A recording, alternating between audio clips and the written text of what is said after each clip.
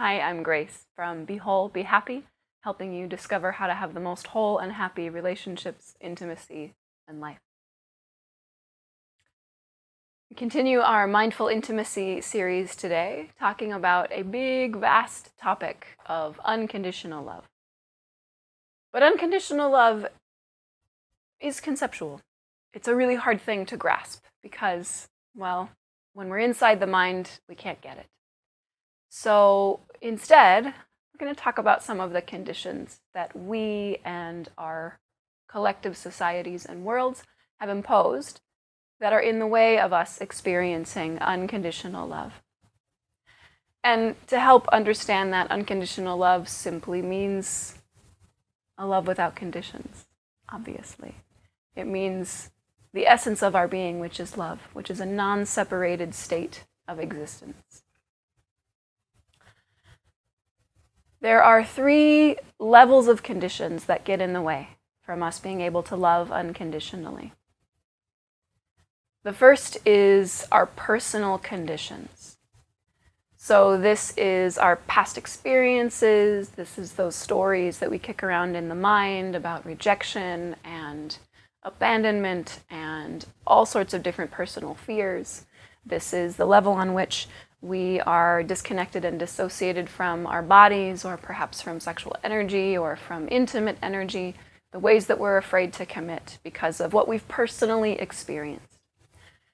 What we've personally experienced is also the models that we've seen. So this is also based off of the model of relationship of our parents, our grandparents, or aunts and uncles, those people who really directly influenced us from birth on up. This level creates for a lot of people a lack of self-worth and a lack of self-love. And when we aren't able to tap into that depth of value in ourself and love in ourself, then it's pretty impossible to offer that to the world. So this is the first level of conditions, the personal conditions that we put on love. The second level is societal conditions. So those things that we have been programmed, those things that we have been conditioned from sources that don't tell us that they're conditioning us. So you go into your school and a culture at your school is, you can't really express physical affection. You can't go up to people and say, I love you, I love you, I love you, because that's weird or that's not normal. So it's these ways that we're living in unspoken agreements. And there's a lot of coercion and a lot of manipulation. There's a lot of ways that our mind has been programmed to think that we shouldn't love. The first level of personal conditions, I like to call this I love you if, or I love you when. So when you do these particular things that make me happy, I love you. The second level of societal conditions, I like to call I love you because.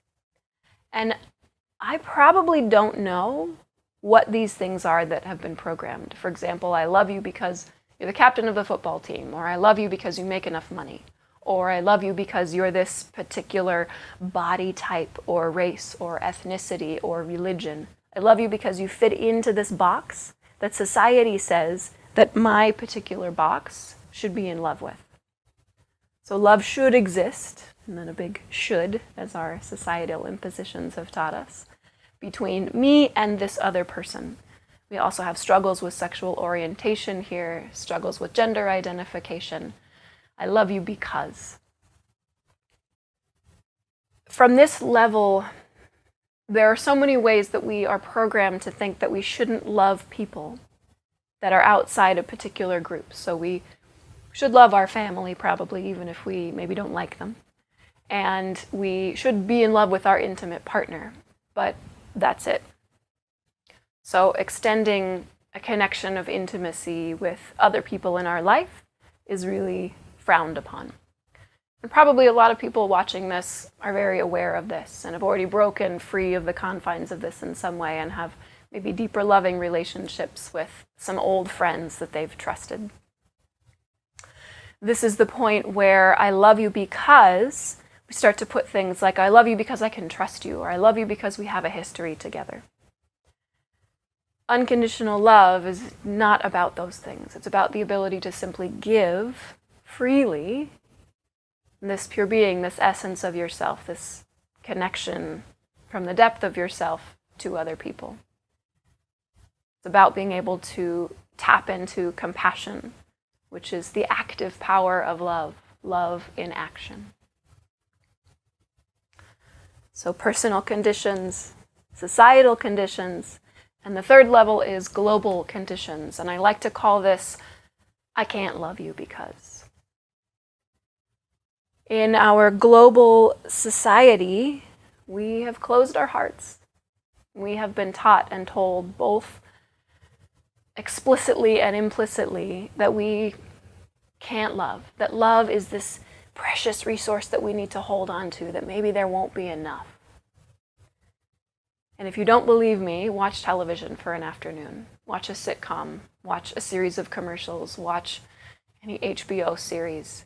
We're taught that we need to stay inside this little bubble of ourself and be protected because what might happen.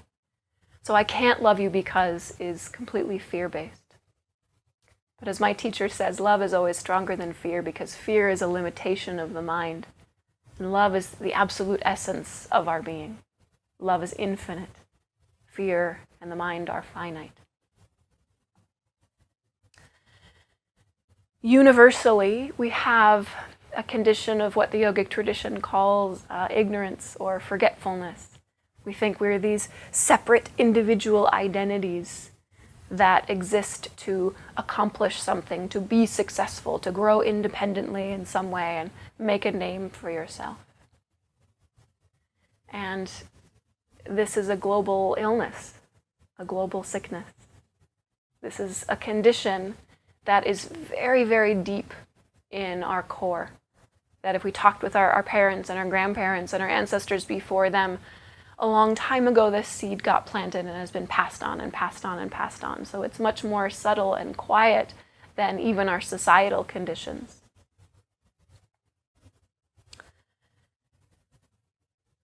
We give so much authority to these conditions, to the mind which says, we should and we shouldn't. I shouldn't love this person. I should be afraid. I should keep myself closed off. And we think that we need to receive love from someone to give it. I often hear people say, but what if they don't love me back? And the answer is we continue to be love. We continue to be love, which is the pure essence of our being.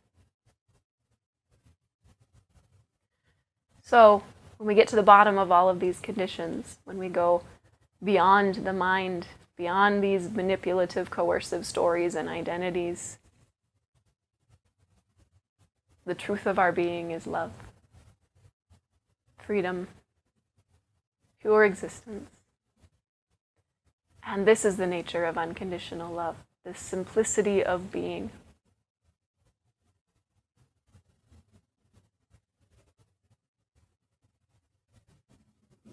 May this help you find a little bit of opening and a little bit of trust to love today.